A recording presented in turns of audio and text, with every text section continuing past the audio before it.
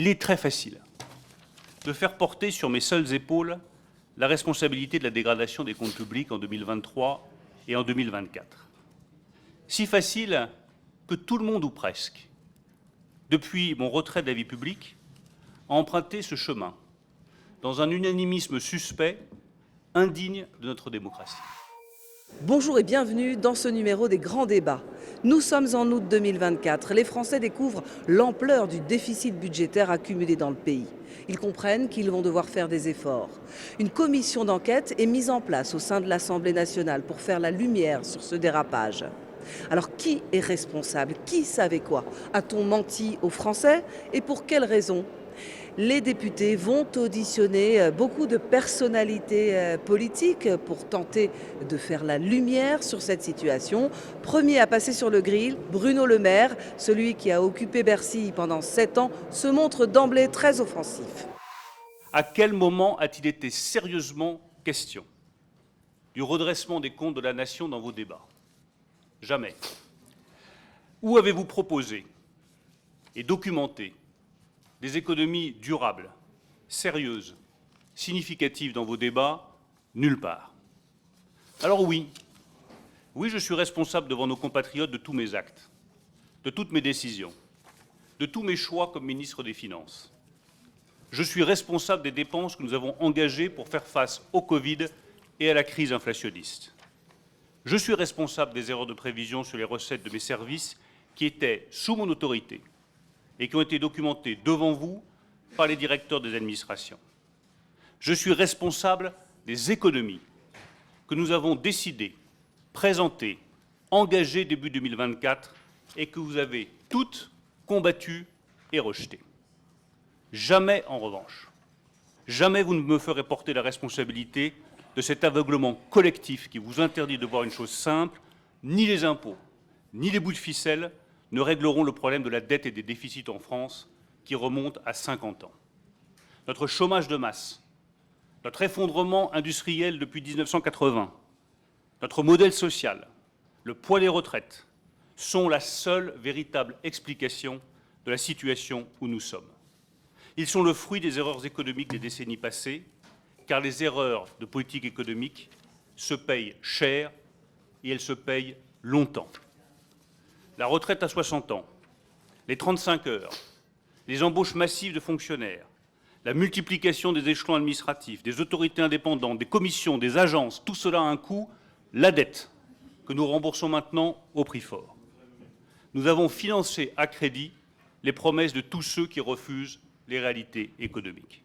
Et nous continuerons de financer à crédit notre modèle si nous revenons sur la réforme des retraites et si vous redistribuez toujours plus nos richesses nouvelles. Qui seront les débiteurs? Les jeunes, qui sont les grands sacrifiés de la dette. Les actifs, qui se saignent pour payer des retraites de plus en plus coûteuses et indexées sur les prix quand leurs salaires ne sont pas indexés sur les prix. Que peut devenir une nation qui désespère ses jeunes et qui épuise ses travailleurs? La seule solution durable au problème des déficits et de la dette est donc dans la transformation en profondeur de notre modèle économique et social. En 7 ans, nous avons engagé ce chantier. Nous avons transformé un modèle économique et social à bout de souffle, réformé les retraites, réformé le marché du travail, créé 2,5 millions d'emplois. Nous avons fait venir des investisseurs. Nous avons ouvert des usines. Nous avons baissé les impôts. Nous avons valorisé le travail. Nous avons généré une croissance depuis 2017 supérieure en moyenne à celle des Allemands ou des Britanniques. Nous avons fait donner les forces économiques de la nation. Bruno Le Maire défend son bilan sans faire le moindre mea culpa. Il estime que son action comme ministre de l'économie et des finances a été sincère. Il met en avant le coût des mesures prises pour lutter contre l'épidémie de Covid et protéger la situation. Et quand la meilleure défense, c'est l'attaque, eh bien Bruno Le Maire accuse les députés de droite comme de gauche d'irresponsabilité budgétaire. Il est très facile de faire porter sur mes seules épaules la responsabilité de la dégradation des comptes publics en 2023 et en 2024. Si facile que tout le monde, ou presque, depuis mon retrait de la vie publique, a emprunté ce chemin, dans un unanimisme suspect, indigne de notre démocratie. Facile, mais faux. La dégradation brutale des comptes publics en 2023 et en 2024 tient avant tout, et vous le savez tous, à une erreur de prévision des recettes liée à la crise du Covid et à la crise inflationniste. Nous avons réagi vite, nous avons réagi fort, la plupart du temps, contre vous. Facile mais vain, car il aurait été infiniment plus utile de nous mettre d'accord sur des mesures d'économie nécessaires pour faire face à cet accident et redresser la trajectoire de nos comptes. Facile mais dangereux, car nous risquons de passer à côté du seul débat essentiel, celui du modèle économique qui permettra à la France de réduire sa dette, de retrouver sa pleine souveraineté financière et de voter enfin pour la première fois depuis un demi-siècle un budget à l'équilibre. Hélas, nous en sommes loin. Hélas, nous nous en éloignons. Je vous remercie. Pendant près de 4 heures, ce 12 décembre 2024, le face-à-face entre Bruno Le Maire et la représentation nationale est tendu. Le président de la commission d'enquête, Éric Coquerel, a beaucoup de questions à lui poser et il attend des réponses. Ce n'est pas une commission d'enquête sur les députés pour expliquer la motion de censure. C'est un autre sujet, mais au moins votre introduction permet au moins de lever un débat et de clore un débat. C'est que quand on recherche les causes de la variation des écarts des prévisions fiscales et budgétaires des administrations publiques pour les années 2023 et 2024, ce n'est pas un cours théorique sur la question des écarts, mais bien de chercher aussi les causes politiques qui peuvent expliquer pourquoi ces écarts ont été produits à la hausse et de manière aussi imprévisible. Pour ma part, Bruno Le Maire, et vous le savez, après cette introduction roborative, on va dire, je ne pense pas que vous soyez le seul responsable de la situation. Et d'ailleurs, il y a d'autres responsables politiques qui viendront ici pour être auditionnés. J'ai bien écouté votre audition par le Sénat. Vous y avez indiqué qu'il existait, je cite, un mur entre l'évaluation des recettes et la décision politique pour éviter toute manipulation. Contrairement au niveau de la croissance qui faisait l'objet d'un arbitrage politique au plus haut niveau de l'État, comme nous l'a bien rappelé Jérôme Fournel lors de son audition. Taux d'épargne. Enfin, la lecture des notes de vos anciens services montre bien des interventions du politique sur les hypothèses afin de rehausser le niveau des recettes. Dans le compte du 13 septembre 2023, on peut lire par exemple que des hypothèses sont prises pour, je cite, remonter le taux de prélèvement obligatoire comme arbitré. Ou encore dans celui du 18 octobre 2023, le Trésor proposait de s'écarter du consensus interdirectionnel sur les prévisions de recettes en prenant compte d'une augmentation des recettes de plus de 0,6 milliards de TVA dans le PLFG 2023 au regard d'une légère surprise positive en août qui semble relativement défendable vis-à-vis du HCFP, je cite. Je voudrais donc savoir si vous maintenez vos propos sur ce mur, finalement, entre l'administration et le politique. Oui, je les maintiens, Monsieur le Président. Le ministre des Finances n'intervient à aucun moment sur l'évaluation des recettes fiscales. Alors, vous me dites que nous fixons l'évaluation de la croissance. Oui, je l'ai dit au Sénat, je le redis ici, puis on a eu suffisamment d'heures de débat ensemble sur le niveau de la croissance pour que je ne vous dise pas le contraire maintenant. Quand j'ai fixé le niveau de la croissance à 1% en 2023, dans cette même commission, tout le monde m'est tombé dessus en disant « il est trop optimiste, il y aura une récession ». Je constate qu'au bout du compte, en 2023, on a fait 0,9 points de croissance, pas très loin de notre évaluation. En 2024, j'ai fixé la croissance à 1,4. Nous l'avons corrigé en février à 1,1. Vous aviez estimé que c'était trop élevé. C'est évidemment votre droit. Je rappelle que toutes les prévisions de croissance ont été validées par le Haut Conseil des finances publiques et considérées comme plausibles. Alors, est-ce que c'est vrai? Les prévisions de croissance de Bruno Le Maire et de ses services ont-elles vraiment été validées par le Haut Conseil des finances publiques?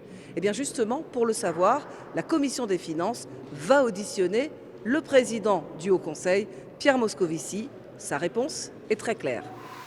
Nous avons alerté, dès la présentation du PLF en septembre 2023, je l'ai fait ici même, sur le caractère optimiste de la quasi-totalité des postes de prévision du gouvernement pour l'année 2024. La prévision de croissance pour 2024 était indiscutablement et très significativement trop optimiste à 1,4 point de PIB, 1,4%, soit 0,6 points supérieur à celle du consensus des économistes qui était à l'époque de 0,6 points. C'est assez considérable. Tous les organismes de prévision, toutes les organisations internationales avaient alors des prévisions de croissance largement inférieures à celles du gouvernement pour 2024. J'en profite d'ailleurs pour souligner une chose, je dois le dire au passage, contrairement à ce qui a été indiqué à plusieurs reprises devant votre commission, y compris par Bruno Le Maire, l'ancien ministre, lors de son audition, le HCFP n'a ni validé les prévisions de croissance du gouvernement pour 2024, ni a fortiori considéré qu'elles étaient plausibles dans son avis sur le PLF pour 2024. Je préfère nous citer, pour être précis. Le HCFP a même été plus loin dans son avis, en soulignant l'optimisme du gouvernement sur la totalité des postes de demande: consommation, investissement, exportation. Or, la prévision de l'évolution de ces agrégats est cruciale pour prévoir les rentrées fiscales. Donc, nous avions clairement alerté sur une prévision exagérément optimiste de croissance. Le PSTAB 2024-2027, présenté par le gouvernement, continuait de prévoir un retour du déficit public sous 3 points de PIB en 2027. Là, le Haut Conseil s'est un peu fâché. Et dans son avis paru en avril 2024, il a utilisé des termes très forts et même inédits pour lui, en soulignant que la nouvelle trajectoire du PSTAB manquait de crédibilité, ça il l'avait déjà dit, et de cohérence. Il ne l'avait jamais dit. De crédibilité, car l'ajustement structurel présenté était considérable sur 2 ans et sa documentation était lacunaire. Au Conseil pointait à nouveau l'absence de mécanismes contraignants sur la contribution des collectivités qui, dès lors, ne nous paraissaient pas réalistes. De cohérence, et ça c'est important, car la mise en œuvre de l'ajustement prévu aurait pesé au moins à court terme sur la croissance. Si vous faites un prélèvement très important sur la croissance, il est compliqué que celle-ci augmente. Donc les prévisions du gouvernement étaient inexactes, soit sur la croissance, soit sur la réalisation du déficit en 2027. Et ça, c'était, pardon, à peu près imparable. Et je voyais en face de moi des fonctionnaires gênés de nous présenter de telles prévisions dans lesquelles, pardon, je ne veux pas me faire leur porte-parole, ils ne pouvaient pas croire en réalité. J'irai pas par 4 chemins. Il n'est pas sérieux de transmettre à la Commission européenne des trajectoires pluriannuelles aux sous-jacents macroéconomiques optimistes et déjà caduques avant même le début de leur mise en œuvre. Il n'est pas sérieux de prendre des engagements sur la maîtrise des dépenses sans se donner les moyens de les tenir. On peut ne pas prendre d'engagement, mais si on les prend, il faut mettre en face les moyens d'y parvenir. La crédibilité de notre pays exige une approche plus vertueuse, c'est-à-dire plus proche de la vérité. 2 mois après Bruno Le Maire, c'est Gabriel Attal qui est entendu. Premier ministre de janvier à septembre 2024, l'ancien plus jeune chef de gouvernement de France a lui aussi son explication. Il défend son bilan et se défend de toute négligence ou dissimulation. Il invoque lui aussi une erreur dans la prévision de recettes pour expliquer ce dérapage du déficit public. Dès les premières minutes, il a été très clair que la question de la maîtrise des finances publiques serait au cœur de mon action à Matignon. Dès le 11 janvier, au cours de ma première intervention médiatique au journal télévisé de 20 h, j'ai dit aux Français que la situation de nos finances publiques était difficile et qu'il n'existait pas d'argent magique. Quelques jours plus tard, le 18 janvier, alors que mes équipes s'étaient déjà mises au travail pour identifier les premières pistes d'économie, j'ai réuni l'ensemble des ministres. Puis, au mois de février, les ministres délégués et les secrétaires d'État de mon gouvernement. Lors de ces rencontres, j'ai insisté pour que toute annonce ayant un impact budgétaire fasse l'objet d'une évaluation et d'une validation en amont par Matignon, compte tenu de l'état déjà très fragilisé de nos comptes. La presse s'était même fait l'écho des propos que j'avais tenus. J'avais annoncé la couleur très clairement. Je reprends une phrase qui avait été relayée dans la presse. Toute annonce avec des conséquences budgétaires qui sera faite sans avoir été validée par Matignon sera immédiatement contredite. Cette formule ne souffrait d'aucune ambiguïté. Chacun de mes ministres était très au clair sur la situation des finances publiques et je tiens à souligner notamment l'engagement constant du ministre de l'Économie et des Finances, Bruno Le Maire, et de son ministre délégué chargé des comptes publics, Thomas Cazenave, en ce sens. Ni Gabriel Attal, ni Bruno Le Maire, personne ne serait donc responsable de l'erreur de prévision, à les croire. Et pourtant, que s'est-il passé? Il y a bien eu un dérapage. Comment est-on passé de 4,4% initialement prévu à l'automne 2023 à 6%, le chiffre réel du déficit public? L'Assemblée nationale cherche à comprendre. Il y a quelque chose que je ne comprends pas, ce que vous avez dit tout à l'heure. J'ai eu l'impression de passer mon temps à faire des économies et à chercher des économies. À partir du moment où tout montrait que la question, c'était que les recettes n'étaient pas suffisantes, pourquoi vous n'avez pas passé votre temps à chercher des recettes supérieures? Bon, d'abord, parce que je pense qu'il y a une différence politique entre nous, c'est que moi, quand je cherche à réduire le déficit, c'est vrai que la première question que je me pose, c'est quelles dépenses on peut réduire, là où vous défendez plutôt un réflexe qui consiste à dire quelles taxes on peut augmenter. Je ne dis pas ça, c'est une critique C'est entre guillemets. paradoxal, puisque vous dites vous-même, c'est les recettes. Ah ben oui, mais moi je considère que quand vous avez une baisse de vos recettes, vous vous adaptez en baissant vos dépenses. Et je pense que les Français qui nous regardent, s'ils appliquent ça à, entre guillemets, la gestion de leur vie courante, bon, ils ont un trou dans leurs recettes sur un mois ou sur une année, ils vont peut-être d'abord se demander comment est-ce qu'ils s'adaptent en réduisant leurs dépenses. Ils peuvent essayer d'avoir des recettes ailleurs, peut-être d'emprunter, de faire des prêts.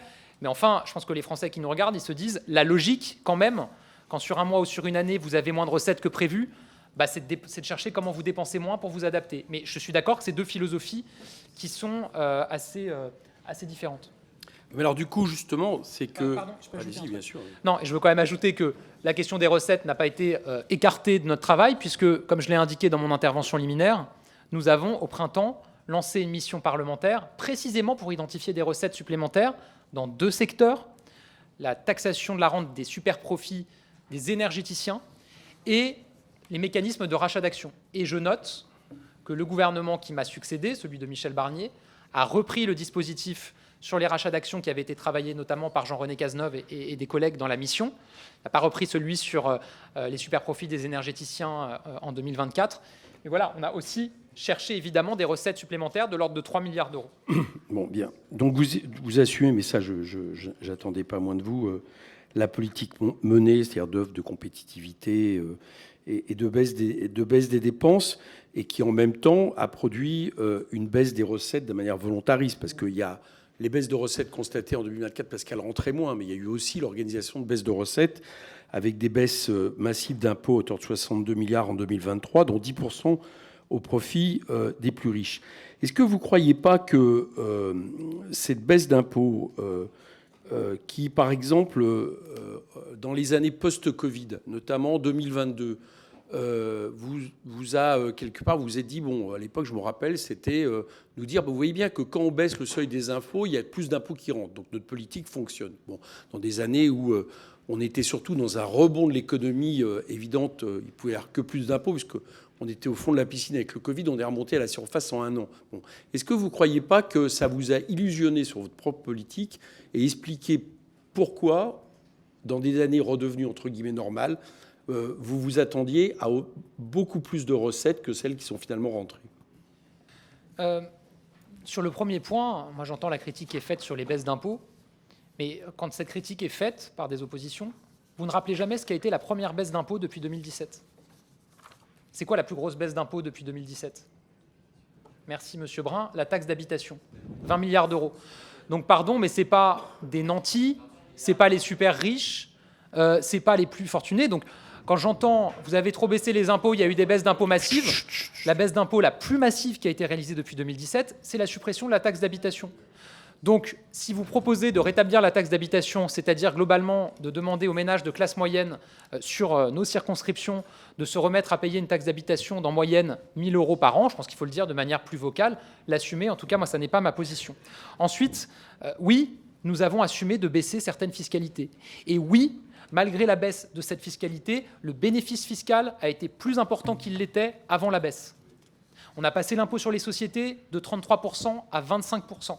Je peux entendre que certains le remettent en question, mais à ce moment-là, allez dans vos circonscriptions devant les entreprises, les PME, les ETI qui ont bénéficié de la baisse de l'impôt sur les sociétés de 33 à 25, je ne suis pas sûr qu'elles considèrent que ça a été un gain indu de payer moins d'impôts sur les sociétés. En général, ça leur a permis de développer leur activité, d'investir, d'embaucher, ce qui fait qu'à la fin, oui, avec un taux à 25% d'impôt sur les sociétés, on a collecté davantage d'impôts sur les sociétés qu'avec un taux à 33%. Précisément parce que quand vous taxez moins un gâteau qui grossit, vous recevez plus que quand vous taxez plus un gâteau qui rétrécit. D'accord. Peut-être pas très clair la manière dont je le dis, mais en tout cas, ça me semble assez clair dans les chiffres et dans les données dont on dispose. Le bénéfice fiscal sur l'impôt sur les sociétés a augmenté de 2 points depuis 2017. Il est passé de 7 à 9%. Ça explique que le rendement de l'impôt sur les sociétés a augmenté lui aussi malgré la baisse de son taux. On est à peine revenu dans la moyenne de l'Union européenne. Donc je crois qu'il faut arrêter, en tout cas moi c'est mon point de vue et c'est le point de vue de mon groupe, il faut arrêter d'accabler nos entreprises d'impôts supplémentaires parce qu'à la fin, c'est moins d'investissement et c'est moins d'embauches pour les Français. D'accord, mais ma question, c'était pas ça. C'était pas de vous demander. Je ne vous ai pas demandé si vous défendiez votre politique économique, ça je m'en doute. Et de même, quand je vous explique que sur les 60 milliards, une très grande majorité, c'est les 10% les plus riches, ça c'est documenté. Mais ce n'était pas ma question. Ma question était autre. 2023-2024, la question des prévisions de déficit, des déficits non prévus et qui s'amplifient sont dus, et ça c'est documenté, vous l'avez dit vous-même, à une moindre entrée de recettes en IS, en IR, en TVA. Il y a les trois, d'accord ? Notamment impôt sur les sociétés.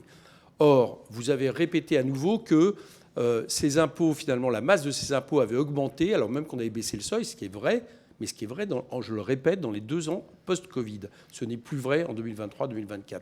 Donc je vous repose la question, non pas sur la justification politique, c'est simplement de savoir si, en fonction de ce que ça avait produit dans des années exceptionnelles, est-ce que, du coup, cela ne vous a pas conduit à mal anticiper, j'allais dire, la baisse de rendement de ces impôts à partir du moment où on revenait dans une année normale ? Si vous me dites non, je veux bien l'entendre. Mais je vais vous répondre de manière très claire. Oui. D'abord, le taux d'impôt sur les sociétés n'a pas baissé sur ces années.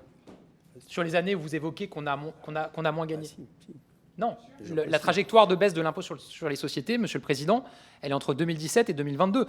Vous évoquez les années 2023-2024. Est-ce que le taux d'impôt sur les sociétés a baissé en 23 et en 24 ? Non, pas en 23, elle a baissé juste avant le Covid. Donc Oui. les années post-Covid sont sur cette baisse d'impôt. D'accord, mais donc bah oui, on n'a c'est pas... ce que je non, vous mais dis. je veux dire, Non, mais la baisse des recettes sur l'impôt sur les sociétés en 2023 et 2024 n'est pas liée à une baisse du taux d'impôt sur les sociétés en 2023 et Non, c'est 2024. pas ce que je vous dis. Alors comment expliquer ces erreurs de prévision ? Est-ce le résultat de la politique fiscale considérée comme injuste par le président de la commission d'enquête, Éric Coquerel ? Ou bien le gouvernement a-t-il voulu masquer la réalité de la situation à l'approche des élections européennes ? Gabriel Attal doit s'expliquer devant la commission d'enquête et les échanges sont tendus. Au cœur des travaux de notre commission des finances, dotée des prérogatives d'une commission d'enquête, se trouve la question de l'interférence et de l'influence, en tout cas, du calendrier électoral sur les dérapages à la fois de prévisions et de résultats au niveau budgétaire. Est-ce que les 2 échéances électorales qui ont ponctué l'année 2024, une qui était prévue de longue date, les élections européennes, et une autre qui était totalement inattendue et qui a soulevé la surprise générale, et y compris manifestement la vôtre jusqu'à la dernière minute, celle de la dissolution, ont influé sur ce calendrier. Donc, pour être plus précis, est-ce que l'élection européenne a retardé les décisions de correction qui devaient être prises, notamment sur les prévisions extrêmement optimistes, comme l'a souligné avec des mots très forts le premier président de la Cour des comptes. Première question sur le calendrier électoral. Et deuxième question, quel était le degré de connaissance du président de la République sur la dégradation des finances publiques de notre pays au moment où il procède à la dissolution? Et est-ce que, selon vous, une des motivations de cette dissolution, la presse dit, je ne sais pas si elle a raison, que vous ne l'avez absolument pas comprise, une des motivations de cette dissolution était justement l'état dégradé des finances publiques à ce stade? Alors, d'abord, sur la première question, est-ce que les élections européennes ont retardé des décisions à prendre en matière de gestion des finances publiques? Je crois vous avoir fait la démonstration que non. Si on redoutait les élections européennes pour prendre des décisions en matière de finances publiques, qu'on ne voulait pas être impopulaire, j'aurais pas augmenté la taxe sur l'électricité en janvier, à quelques mois avant les élections européennes. À l'époque, certains en parlaient d'impôts Attal, etc. Il y a plus populaire avant une élection européenne. En février, j'aurais pas annulé 10 milliards d'euros de crédits budgétaires, parce que là, tout le monde a l'air de considérer que finalement, c'était assez facile d'annuler 10 milliards de crédits budgétaires. Il faut se souvenir à l'époque de la réaction dans tous les secteurs ministériels qui étaient concernés. Je rappelle qu'une de mes ministres a même proféré des menaces sur mon chien, tellement ça avait été tendu sur ce sujet des économies. Pardon, il y a plus populaire que de faire 10 milliards d'euros d'économies. En mars, on n'aurait pas doublé les franchises médicales si on considérait qu'il y avait les élections européennes qui arrivaient et qu'il ne fallait pas prendre de décisions impopulaires. Et je rappelle... Chut.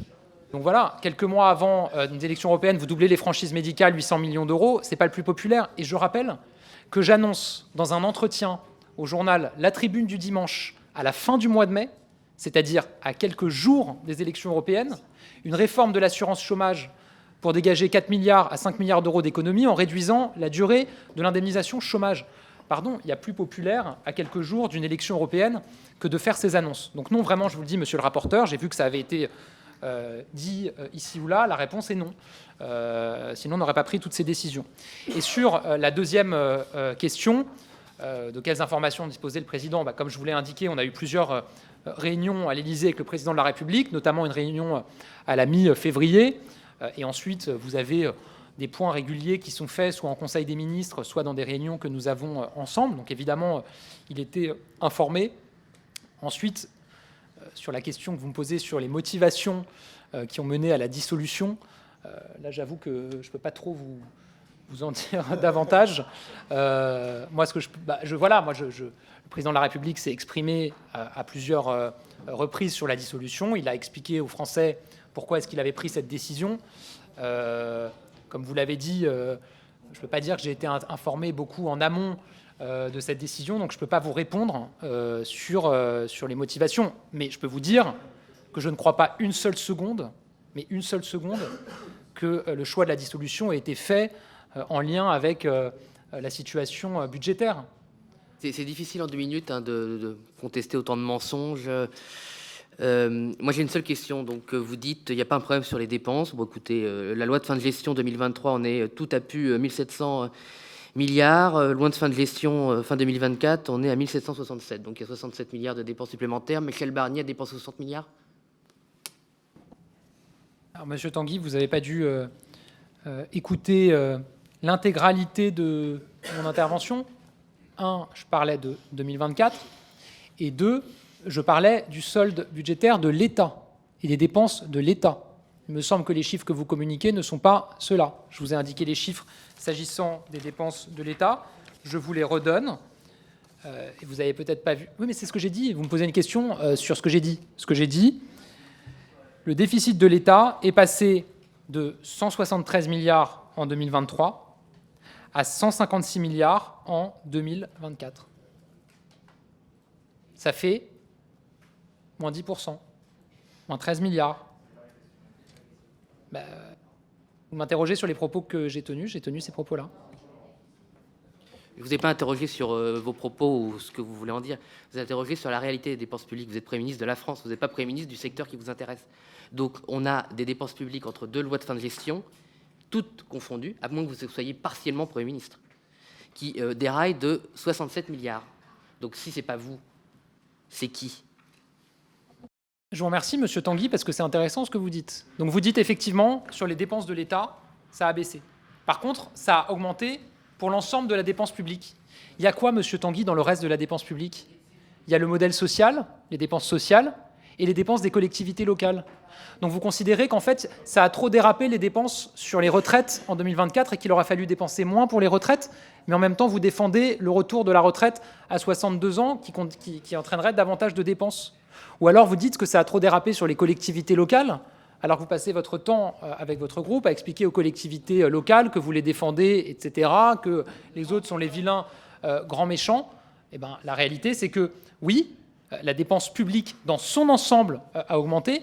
Pour ce qui est de la dépense de l'État, des ministères, et encore une fois, je le redis, je l'assume, la dépense s'est réduite en 2024 par rapport à 2023, ce n'était pas arrivé depuis 10 ans. Ensuite, effectivement, nos dépenses sociales ont augmenté et nos dépenses de collectivités locales ont augmenté. Et le solde en matière sociale et en matière de collectivité et en matière de collectivité locale s'est dégradé. Vous me demandez pourquoi est-ce que ça a dérapé ? Je vous donne un exemple, en tout cas en volume, l'exemple le plus important, c'est la revalorisation des retraites. Près de 15 milliards d'euros à l'époque.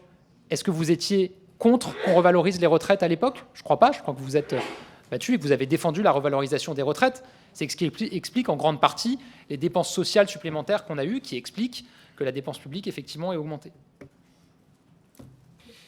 Merci, Monsieur le Président. On n'est pas dans un débat. Si vous voulez faire un débat politique, on fera un débat politique à l'extérieur. Je suis tout à fait disponible à débattre avec vous, avec une égalité de temps de parole, ce qui n'est pas là aujourd'hui le cas. Vous avez déjà 1h30 pour parler. Moi, j'ai que 2 minutes. Donc, vous reconnaissez qu'en tant que Premier ministre de la France, vous n'avez pas donc autorité sur toutes les dépenses. À part, une fois de plus, dire que c'est la faute de l'opposition, mais ça, il n'y a pas de problème. Il y a plein de débats publics, il y a plein de chaînes de télé, plein de chaînes de radio. Moi, je suis à votre disposition. Mais là, je vous demande pourquoi, en tant que responsable Premier ministre, vous dites que vous avez contrôlé les dépenses de la France, sauf si vous êtes une fois de plus Premier ministre de l'hôtel de Matignon et du Chenil, ou si vous êtes seulement responsable d'une toute petite partie de ces dépenses. Bah oui, son pauvre chien qui a failli être transformé en ragoût par Mme Dati, un élément important à dire sous serment aujourd'hui. Monsieur Tanguy, je note que vous me dites on n'est pas dans un débat, mais que vous m'interpellez, vous avez totalement raison de le faire. Je pense que vous êtes un peu chafouin de la réponse que je vous ai faite, parce que la réalité, c'est que vous êtes incapable de répondre à ce que je vous ai dit. C'est-à-dire que vous déplorez une augmentation de la dépense publique, mais vous êtes incapable, puisque j'allais dire un terme qu'on ne dit pas en audition, vous êtes incapable de dire quelle progression des dépenses sur la sphère sociale ou de collectivités locales vous regrettez dans ce qui explique cette progression de la dépense publique. Donc oui, moi je vous le dis, effectivement, la dépense publique, d'une manière générale, a augmenté. Simplement, et vous n'avez pas remis en cause cette affirmation que j'ai eue, la dépense de l'État, et ce n'était pas arrivé depuis 10 ans, a baissé en 2024 par rapport à 2023. La commission d'enquête de l'Assemblée nationale a auditionné tous les anciens premiers ministres qui ont été en poste à Matignon en 2023 et 2024, à l'époque des faits.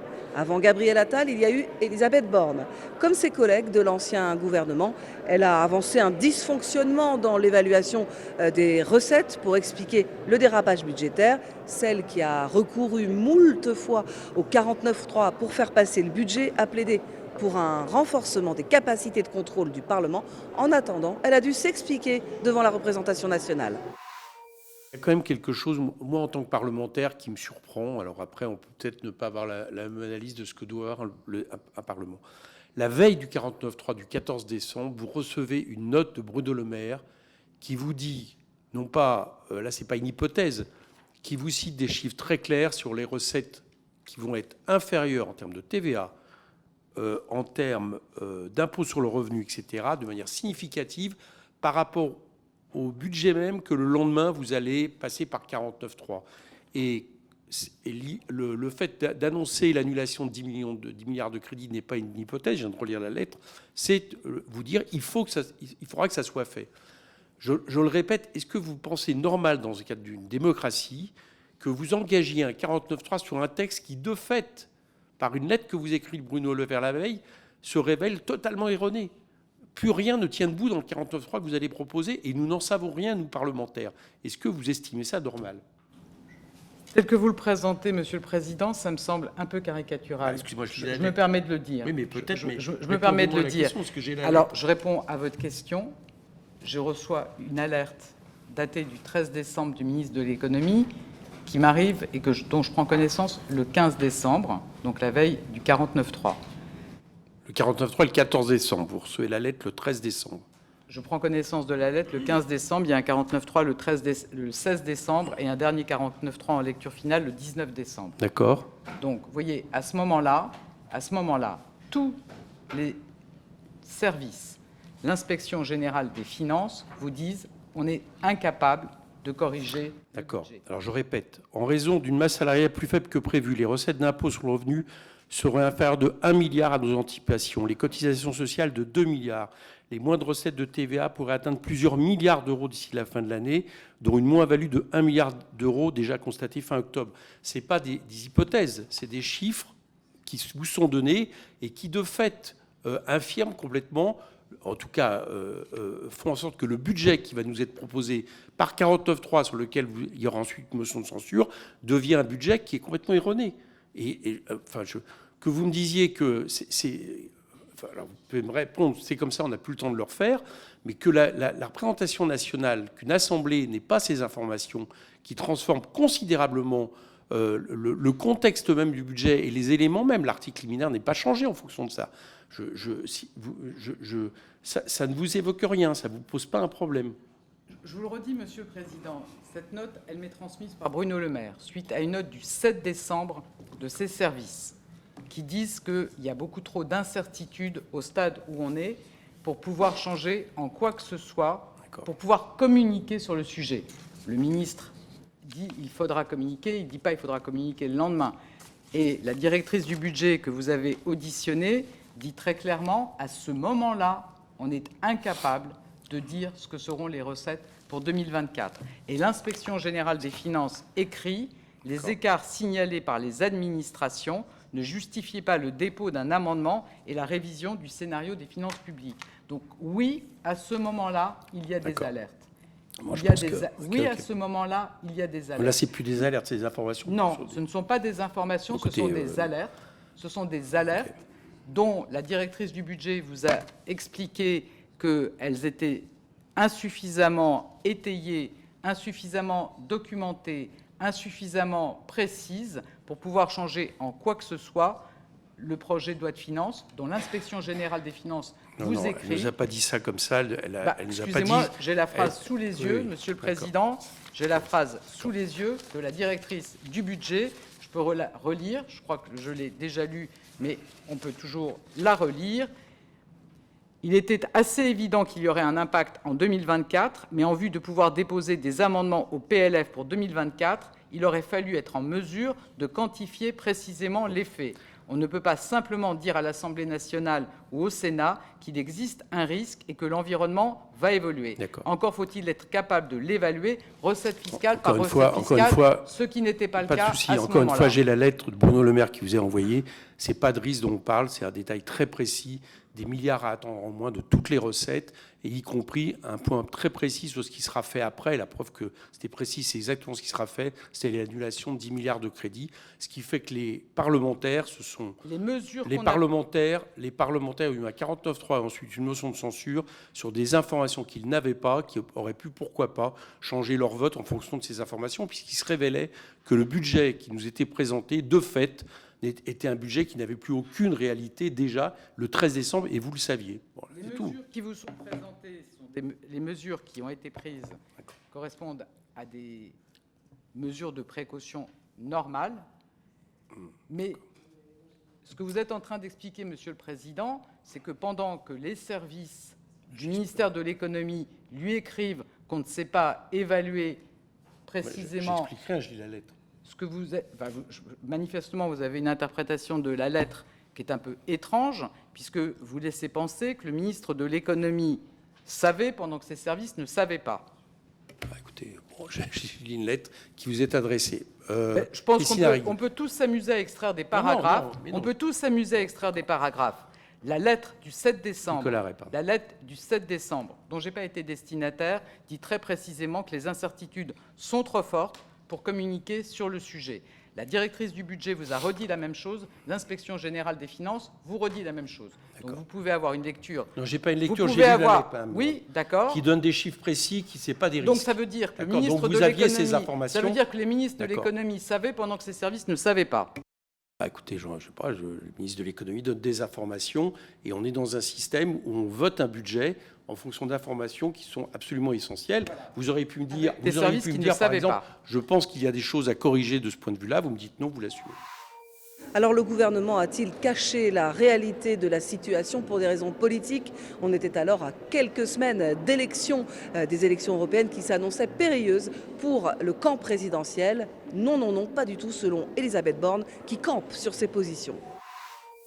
Il y a un écart qui est chiffré. Vous dites la note ne l'évalue pas, qui est à ce stade chiffré entre 4,4 de déficit pour le porter à 5, ce qui représente 18 milliards d'écart pour 2024. Moi, je m'étonne que cet écart, il ne soit pas immédiatement porté à la connaissance.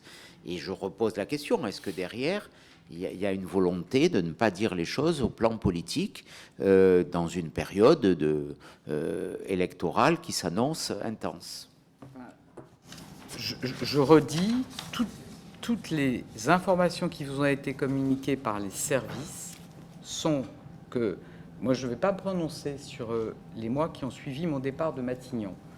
Ce que je peux vous dire, c'est que ce soit l'inspection générale des finances ou la directrice du budget, les services ont eu l'occasion de dire ou d'écrire que fin 2023, on est incapable d'évaluer l'ampleur de la perte de recettes pour l'année 2024. Donc moi, et la directrice du budget le dit elle-même, il est impossible de communiquer vis-à-vis des parlementaires en disant on a des risques sur un certain nombre d'impôts qui génèrent un risque sur les recettes globales fiscales, mais on n'est pas capable de vous le dire.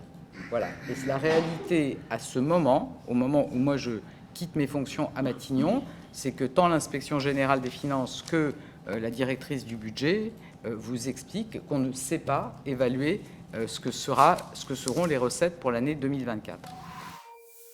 Dernier à être auditionné, Michel Barnier. Celui qui a été Premier ministre d'Emmanuel Macron a lui aussi écarté toute négligence dans la conduite des finances publiques, de nature à les mettre en péril. Comment en aurait-il eu le temps d'ailleurs? Celui qui est resté à peine 3 mois à Matignon s'est au contraire targué d'avoir voulu remettre les choses en ordre pour conjurer la malédiction de la dette.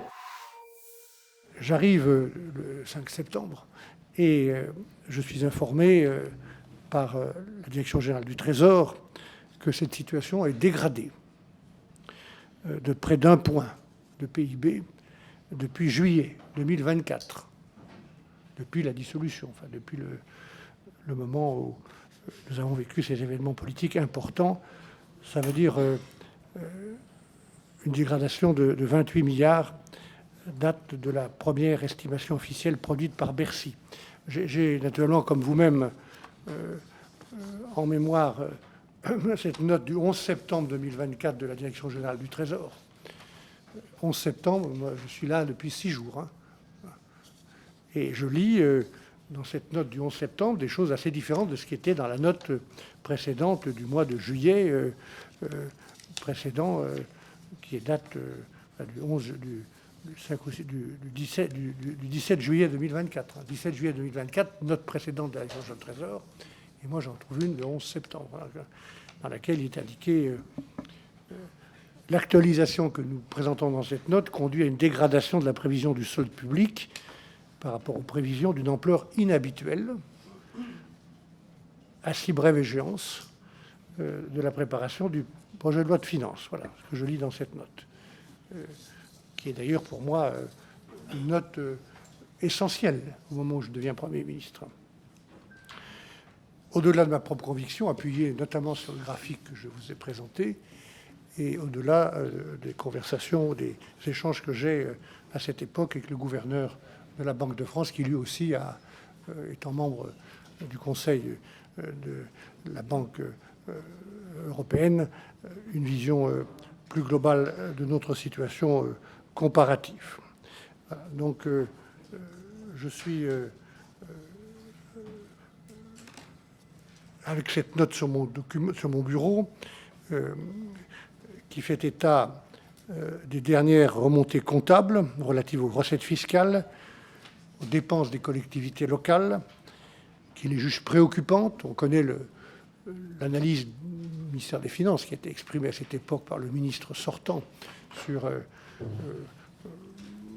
charge ou le pointage qu'il fait du rôle des collectivités locales que j'ai trouvé excessif de mon point de vue. Il juge en tout cas cette évolution des dépenses des collectivités locales préoccupante au point de dégrader fortement les dernières prévisions de solde public publiées dans la précédente note du 17 juillet. Et désormais, selon cette note, le solde public, qui m'est indiqué comme la base de mon travail, s'établirait à moins 6,3 du PIB en 2024 et à 6,9 du PIB en 2025, contre respectivement 5,6 ou 6,2 prévus 2 mois plus tôt. 2 mois plus tôt. Je me souviens de votre demande que j'ai bien comprise dans un temps très contraint, avec celle du rapporteur général, Mais en tout cas, en plus de la concrétisation des lettres plafond, les économies d'ampleur qui me sont suggérées sont celles-là, avec l'objectif de ramener la prévision du solde public à 4,9, soit 60 milliards en tout.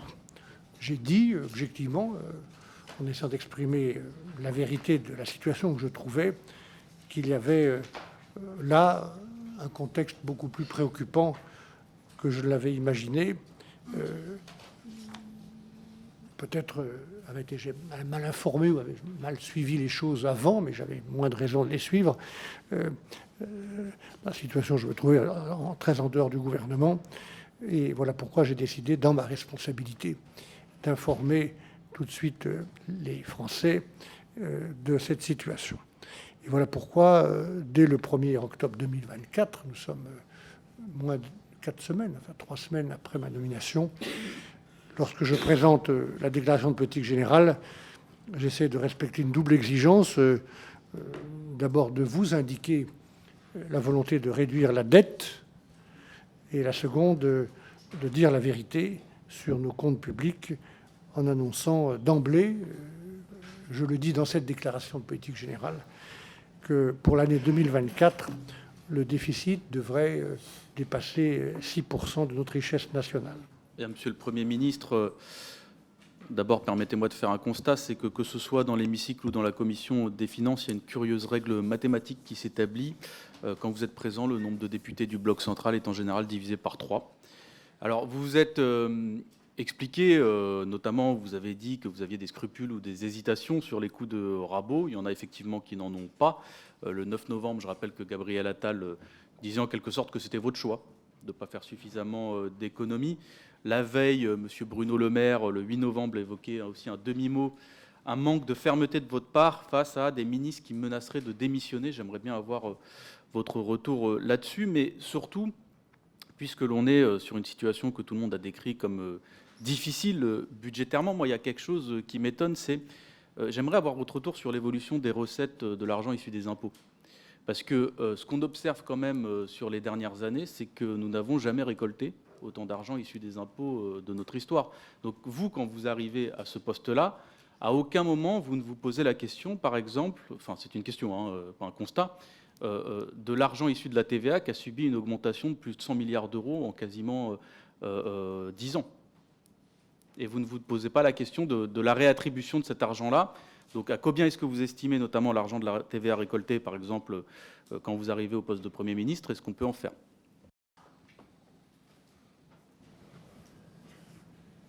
Je n'ai pas du tout compris votre observation politique sur le nombre de députés présents. Oui, mais enfin, ça c'est de la petite polémique, M. Guiraud. Le bloc central qui reste, M. Guiraud, le socle de majorité relative le plus important, que ça vous plaise ou pas, dans cette Assemblée, est là et n'a pas manqué en ce qui me concerne, même s'il y a eu des débats et parfois des désaccords.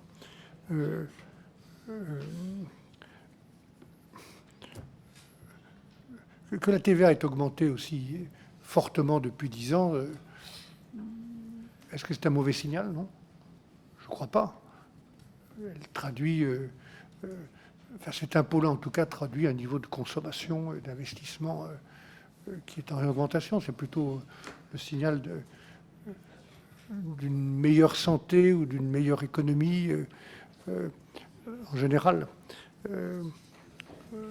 Après, la question de la redistribution,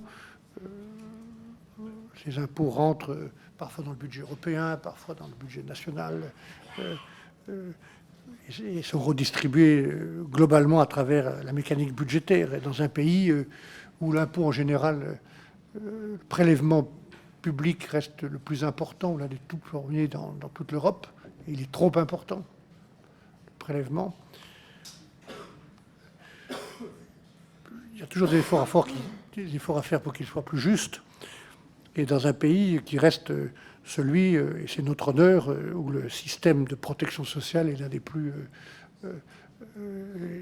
efficaces, je crois, et les plus importants par rapport à d'autres pays. Donc après la question, Guiraud, c'est toujours une question qu'on doit se poser, quel que soit l'endroit où on siège dans cet hémicycle, c'est comment on peut améliorer l'efficacité de la dépense publique. Comment on peut améliorer l'efficacité publique avec les agents publics, avec les fonctionnaires. Moi, je suis un grand partisan des services publics, donc et je veux qu'on les respecte, comme je l'ai dit. Je pense qu'avec eux, parce qu'il y a des réserves formidables d'idées, si on veut bien associer les gens, les écouter, pour améliorer le fonctionnement de la puissance publique en direct, s'agissant des services de l'État ou des agences ou des services ou des opérateurs de l'État. Il y a un effort très important qui est d'intérêt national, qui devrait être d'intelligence nationale d'ailleurs, d'améliorer l'efficacité de la dépense publique avec les agents publics. Donc voilà, on reste un des pays où l'impôt existe, vous l'avez dit, où il rapporte selon les taxes ou les éléments de fiscalité plus ou moins d'argent, qui redistribue beaucoup. Je pense que la question de l'efficacité des dépenses publiques est une question que, quels que soient les gouvernements dans les années qui viennent, nous devrons nous poser. Après près de 6 mois d'audition, le rapport de la commission d'enquête est attendu pour début avril. Pourtant, avant même que les conclusions de l'enquête soient rendues, un proche de Bruno Le Maire tient une conférence de presse en solo et il met les pieds dans le plat. À l'issue de ces près de 30 auditions, je peux vous dévoiler un scoop, il n'y a aucun cadavre dans les placards budgétaires de la France. Et rien dans cette commission d'enquête n'a été révélé comme scoop. Personne ne détenait une note que d'aucuns n'auraient pas eue ou pas utilisée. Et la lecture que je fais de ces auditions, c'est que nous sommes confrontés entre 2023 et 2024 à une faute technique qui est lourde, je crois, qui appelle une réaction politique importante. Et la réaction politique des gouvernements qui se sont succédés entre 2023 et 2024 a été, me semble-t-il, appropriée. Que s'est-il passé ? Ce qui s'est passé, c'est qu'il y a eu, et c'est incontestable, c'est avéré, une erreur d'évaluation des recettes qui est, je crois, majeure, qui est de l'ordre de 60 milliards d'euros. Je rappelle les chiffres, 20 milliards d'euros en 2023, 40 milliards d'euros en 2024, avec évidemment un effet base entre les deux. Cette erreur, elle est imputable, il faut dire les choses, au service de Bercy, et elle n'est pas une erreur politique dans la mesure où, comme vous le savez, la recette fiscale ne fait pas l'objet d'un arbitrage politique. Par conséquent, il me semble, et en tout cas c'est un souhait que je formule pour cette commission d'enquête, je ne sais pas ce qu'en pensera mon collègue Éric Ciotti, mais ce qui remonte de toutes nos auditions, c'est qu'il faut confier vraisemblablement, externaliser la prévision de recettes fiscales. Et je pense que le Haut Conseil aux finances publiques est le meilleur organisme indépendant. La prévision de recettes fiscales est entachée d'irrégularités. Il faut pouvoir la confier à un organisme, me semble-t-il, indépendant. Ces arguments ne passent pas chez certains membres de la commission d'enquête. En réponse, Charles de Courson, député chevronné et expert des questions budgétaires, tient sa propre conférence de presse pour dire sa vérité sur le dérapage des finances publiques. Je constate que quand on a interrogé des ministres sur ces énormes écarts, ils disent « c'est pas moi, c'est les services ». Je me suis fâché. Je dis « Monsieur le ministre, en disant cela, vous scellez la mort de la démocratie. Et vous accréditez la thèse complotiste. Vous êtes des marionnettes derrière les fonctionnaires, le deep state qui commande dans ce pays. Un ministre a osé nous dire « c'était pas à moi de mettre les mains dans le cambouis ». Ah bon ? Parce que quand on est ministre, il ne faut pas mettre la main dans le cambouis pour savoir ce que vous remontent les services. Est-ce que c'est fondé ? Quelles sont les hypothèses sur lesquelles elles sont fondées ? Moi, dans mes recherches, je n'ai trouvé aucune influence, c'est ce qui est grave, des ministres sur ces estimations. Je parle des recettes fiscales. Il y a eu une intervention, une fois et encore faible, en 2023, de M. Le Maire sur le taux de croissance du PIB. Mais ils se sont complètement trompés. Le problème, ce n'est pas le taux de croissance du PIB, c'est la composition de la croissance du PIB. L'explication s'arrête là. Les travaux de la commission d'enquête finiront aux portes de l'Élysée. Convoqué par 2 fois, le secrétaire général de l'Élysée, Alexis Kohler, n'a pas donné suite à la commission d'enquête. Ainsi se termine cet épisode. Rendez-vous très bientôt sur LCP pour voir ou revoir un autre moment parlementaire. À bientôt. Ciao, ciao.